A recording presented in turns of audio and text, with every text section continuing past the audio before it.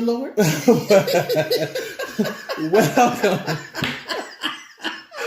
Welcome to the Bishop And our show. Yes, we are here and already laughing, so you already know. Yes, Lord. It happens like that. We warned you in the early episodes that it was going to happen. Episode like 3, I believe it was. Or 2. 2 or 3. But it don't matter. We here. One of the episodes. And if you don't know which episode it is, that means you need to go back and watch and see all the episodes, and then you can come back and tell us what episode it was that we told you we was going to be laughing. Anyway, so we are here today, and we got another good one. One thing that we both have in common, outside of this wonderful skin that we're in, is that we're both fathers. Yes. We are both fathers. Now, I'm only the father of one. Sweet Jesus. And my friend is the father of 6. 6. Count them. My prayers are there. Praise God. But They're gone. yeah, except for one. Yeah. But we just want to talk about what it is to be a father in today's world. Ooh.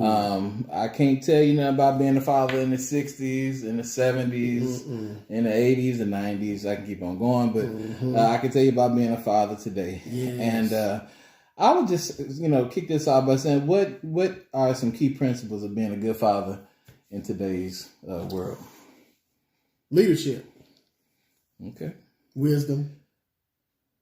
And character. Morals. And values. Which is all lacking in a lot of folks today. Woo. Strong. Yeah. We're not going to get too deep. Yeah. But we're going to talk a little bit. Yeah. One thing that I always thought was first of all, I always wanted to be there for my son. Oh, man. That from where it jumped for me, when even thinking about having a child, I always wanted to make sure that I was there. I never wanted my son to ever question, does dad love me? If I'm there for him. I'm telling you, I was trying to be at everything that he had.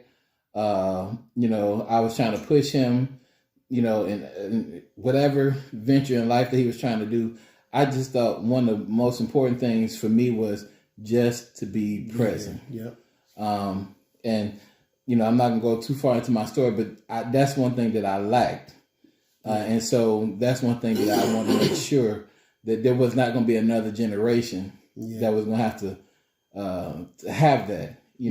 I just believe that as men, we could break curses in our family. Oh, yeah, absolutely. I believe that. And that's one thing that I wanted to be. Absolutely. I want to be one to break a curse in the family. Yeah. And I want my son, when he has children, after he's married. Yes, Lord.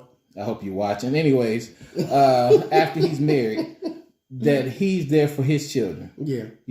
And I could be, pop, granddaddy, whatever I be. Yeah. But I want him to always be there for his. And so I want to be able to be a good model of what a father. Now, I'm not going to sit here and say we perfect fathers. No, not at all. There is no handbook out there that tells us how to be a father to these specific children, because all of the children are different. Yeah. And they dealing with stuff that we never even imagined we would have to deal with. Oh, my Lord. And we trying to navigate this. trying to navigate them through this stuff. And you know what? In a lot of ways, we can't do everything that our parents did. Just because it worked back then, it ain't working today. It's a whole new breed of young people. Yeah. And, my daddy said, you going to do this. And so because my daddy said, my mama said, that's the way we're going to be today. Okay.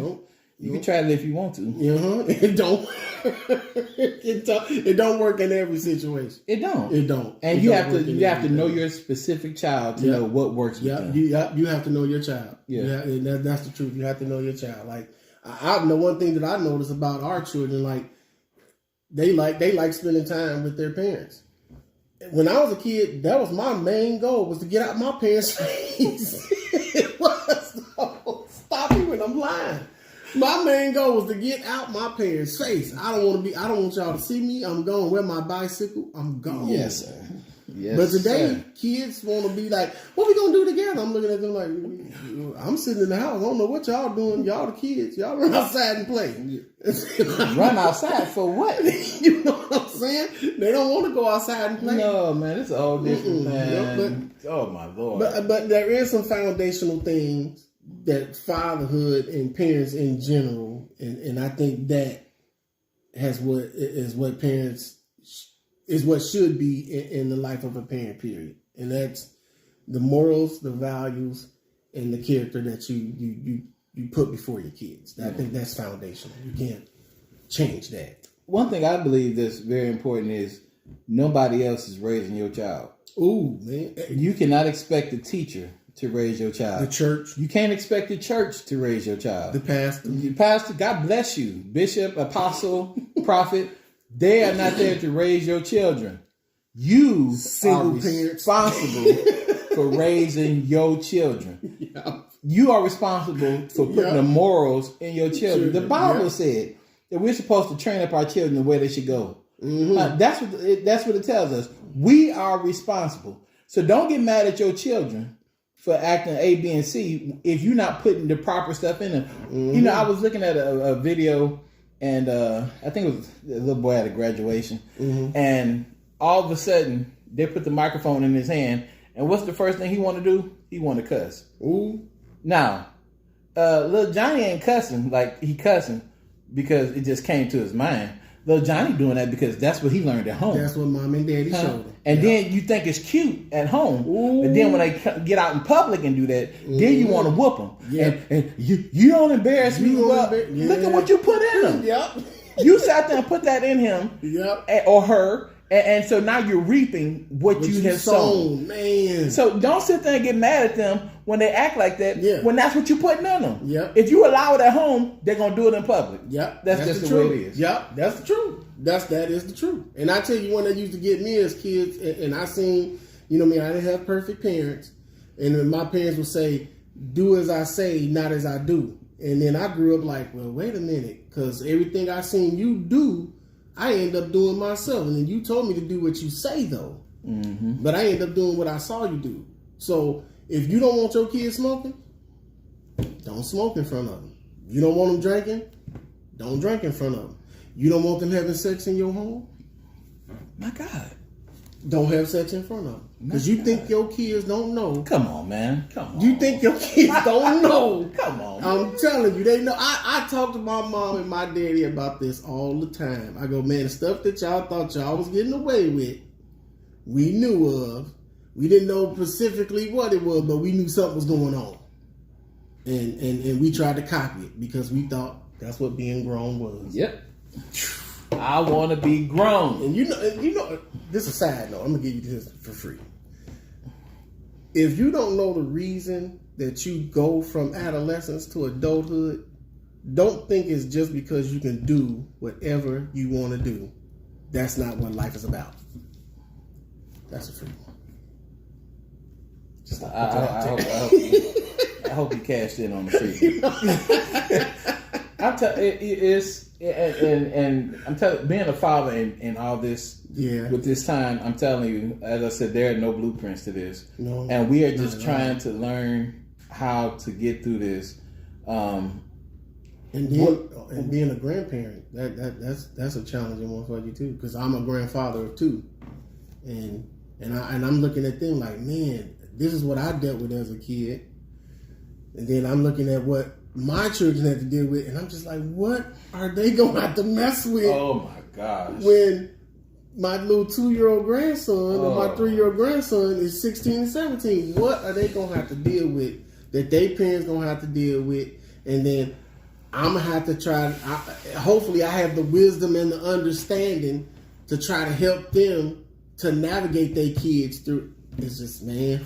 Right now, we are at a very crucial point. Yes. Because there are a lot of stuff that are being taught out there that we don't agree with. Mm-hmm. And they try to make things normal that are not normal. And you better get there and you better put a foundation in these children now. Yeah. Because if you don't put one in there, somebody else will. And the world would definitely give it to them. Oh, they will tell them and all kind of stuff. And then you know what your kids do? They start questioning if what you told them was the truth. Mm-hmm. Oh. Well, my friend don't believe this. Or my teacher said, I had a teacher tell me one time, I'll never forget this. She told me, she said, hell ain't so bad. I was like, thinking, you been there? But she said, hell could be a place to party and all that other stuff. Now, see, if I had not had the foundation or the teaching that I've had, then I might have been like, you know what? Maybe going to hell wouldn't be so bad. And so, maybe we can just go ahead and do whatever we want. But because of the foundation, because I know the 2 + 2 is 4. Yes, Lord. I was taught 2 + 2 is 4. I don't care how many people come and tell me it's 5. It's 4. It's 2 + is 4. That's what it is. And we got people now, they changing, everything is being changed. There are no absolutes anymore. Nope. And we got to change this, we got to fix that, and we got to listen. No, you better listen. Listen. Men, yes. Be a real man and train up these kids the right way. Yeah. Teach them what it is to be a man. Yes. Man. Lead them spiritually, emotionally, and mentally. Yes. You got to. Otherwise, this world gonna get them and have them going every which way. And they're gonna be unrecognizable. Oh man. See, I thought my son. No. Listen, we have no excuse. God gave us these children. Yep. If He entrusted us with these children, that means He entrusted us to teach them. Teach them, and not wait for somebody else to come around the corner and to tell them, well, I think it's the school job. If you think it's a school job, then you already messed up.